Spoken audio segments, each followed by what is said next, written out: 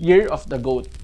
Ngayong 2026, ang taong ito ay para sa inyo will be your personal awakening.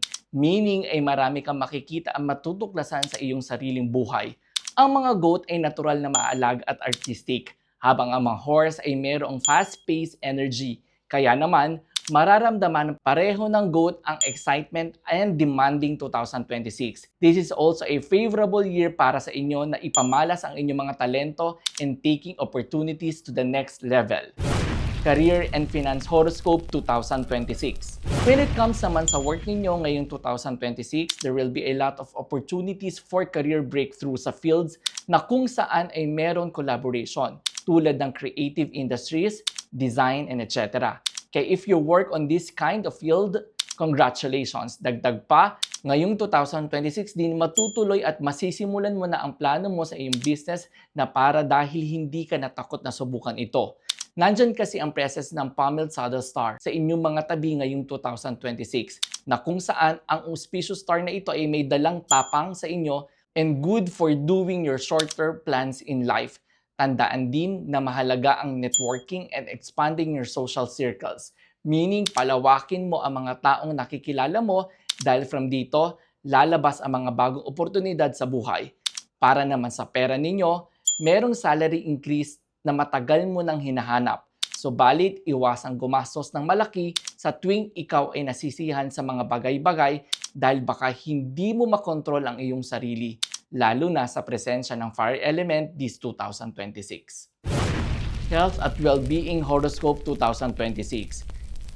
Kung ikukumpara natin ang sitwasyon ng mga goat sa ibang zodiac signs, ngayong 2026, mas madaling kapitan ng mga sakit ang goat at may posibilidad ng mas malala ang mga effect kaysa sa ibang zodiac signs na nagkakasakit naman na. Para makontra mo ito kapakbet, always practice healthy lifestyle ngayong 2026. Kung kayang magsimula sa unang linggo ng January 2026, gawin mo na ito agad. Magkaroon ka rin ng dapat ng exercise for your mind and soul tulad ng meditation.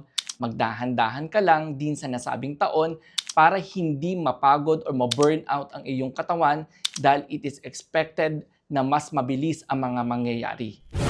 Love and Relationship Horoscope 2026. As a preview, ang buhay pag-ibig ng mga goat ngayong 2026 ay both makulay at exciting. Tara, alamin natin kung bakit. Ang mga single kasi na goat ngayong Year of the Fire Horse 2026 ay makakatagpo ng isang taong magpaparamdam na sa kanya na dapat maging totoo sa lahat ng oras. Huwag mong isipin ang iniisip ng ibang tao mga kapakbet.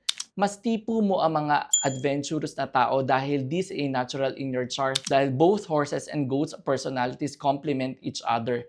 Dagdag pa, para naman sa mga in a relationship na ito ang best time ninyo to deepen or mas palalimin pa ang inyong pag-iibigan sa pamamagitan ng shared experiences.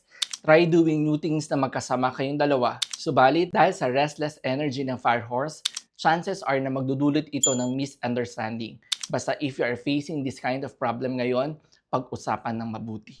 Personal Growth Horoscope 2026. The year 2026 encourages na magiging matapang at magiging confident sa iyong sarili. The energy ng nasabing taon ay mag-i-inspire sa iyo na bigyang boses ang iyong mga ideya. In this sense, magkakaroon ka ng personal growth, a better and more confident version of yourself. Dagdag pa, nandyan ang Sun Star na kung saan ay this brings sa iyong charisma, clarity for your decisions-making skills, and of course, confidence.